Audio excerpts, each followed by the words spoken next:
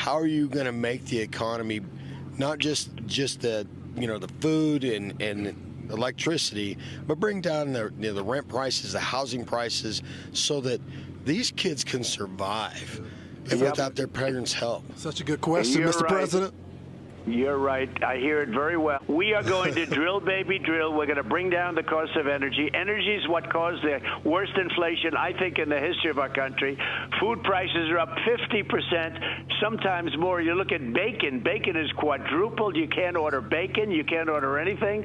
We're living horribly. We have the worst inflation we've probably ever had in our country, and it started because of energy. We're going to drill, baby, drill. 4 years ago, I could ask you, you were in great shape. You had low energy costs. You had low food costs. Everything was good. You could buy a house. You had low interest rates, 2% interest rates.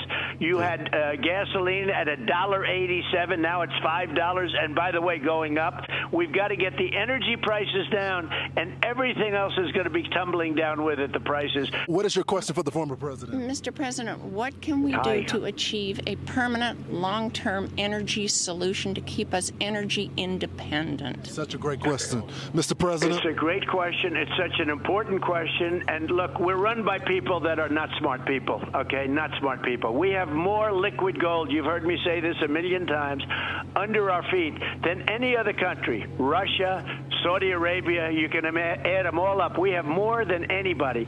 We were energy independent 4 years ago, and now we're begging Venezuela for oil. We have the best, the most beautiful, the best, highest quality oil under our feet.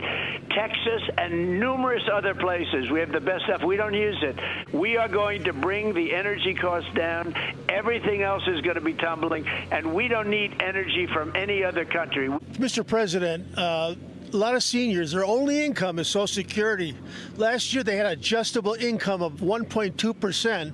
Meanwhile, inflation was probably 7% or higher. Mr. President? I got it. It's a great question. We can do a lot of things to help the people. People on Social Security are being killed. And one of the things I'm doing is no tax for seniors on Social Security, and I'll get it done quickly. No tax for seniors on Social Security. And for all your waiters and waitresses and everybody else out there, drivers, we're not going to have any tax on tips. No tax on tips. They're going to destroy Social Security because millions of people are coming onto our country, and they're putting them on Social Security. They're putting them on Medicare. They're putting them on all of our things. They're destroying it. They are destroying Social Security. We're going to make, and remember, I was there for 4 years. I didn't raise the age. They wanted to raise the age. They wanted lots of things. I said, no way. We left Social Security the way it was. Now we're doing no tax for seniors. You deserve that. They want to know, will President Trump be at the next Sturgis right here to be with the people? The answer is absolutely yes. I will be there. Absolutely yes. Thank you, Mr. President. Thank you, Lawrence. Thank you, Mr. President. Back to the couch. That is exactly what they wanted to hear. Lawrence and Sturgis, very nicely done. And Mr. President, thank you very much for taking a half an hour to chat with us today. Well, thank you. It was great fun. What else are you going to do to fix this problem with inflation? All right, thank you. Well, let's start with this. Prices have gone up, and families and individuals are dealing with the realities of that bread costs more, that gas costs more. And we have to understand what that means. That's about the cost of living going up. That's about having to stress and stretch limited resources. That's about a source of stress for families that is not only economic, but is on a daily level, something that is a heavy weight to carry. So it is something that we take very seriously, very seriously.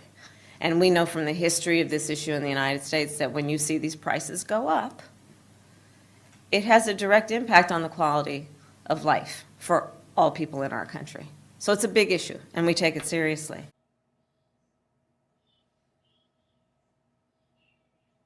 What the heck did she just say?